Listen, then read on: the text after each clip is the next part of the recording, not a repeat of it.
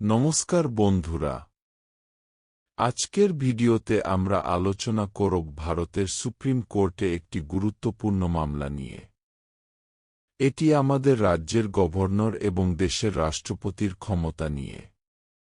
প্রশ্নটা হল, কোনো বিল পাস হওয়ার পর তারা কি অনির্দিষ্টকালের জন্য সেটি আটকে রাখতে পারেন, নাকি তাদের জন্য একটি নির্দিষ্ট সময়সীমা বেঁধে দেওয়া উচিত? চলুন সহজভাবে বুঝে নিই কেন এই প্রশ্ন উঠল। ভারতের রাষ্ট্রপতি দ্রৌপদী মুর্মু সংবিধানের ১৪৩ নম্বর ধারা ব্যবহার করে সুপ্রিম কোর্টের কাছে মতামত চেয়েছেন।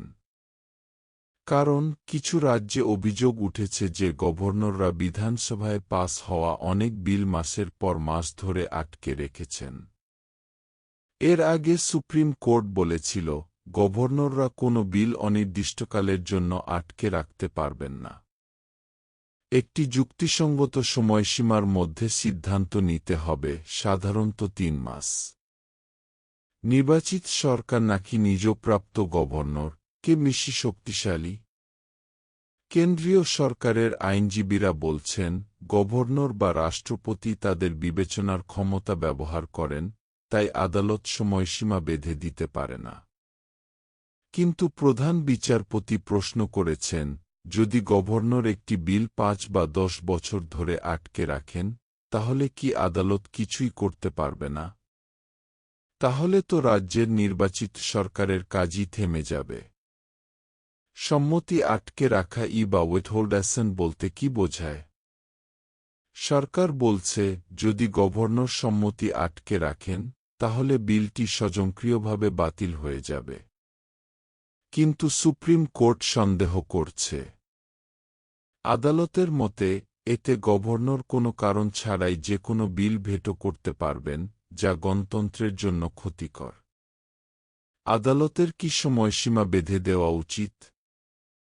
সরকার বলছে, এটি ক্ষমতার বিভাজনের নীতির বিরুদ্ধে। কিন্তু আদালত বলছে, ক্ষমতার বিভাজন মানে এই নয় যে একজন গভর্নর অসাংবিধানিক কাজ করবেন আর আদালত চুপ করে বসে থাকবে। কেন এটি আপনার জন্য গুরুত্বপূর্ণ?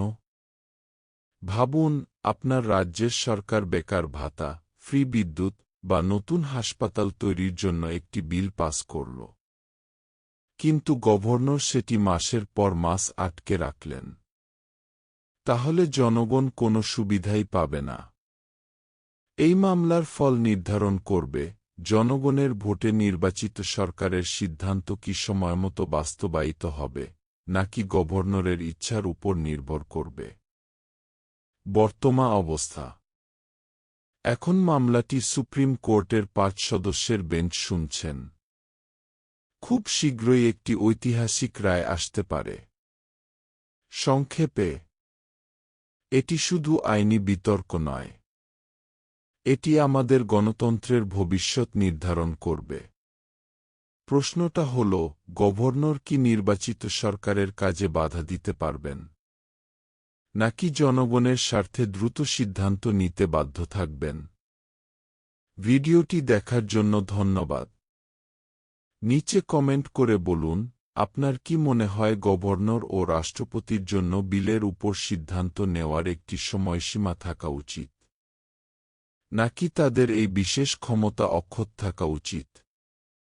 লাইক ও শেয়ার করুন যাতে সবাই এই গুরুত্বপূর্ণ তথ্য জানতে পারে।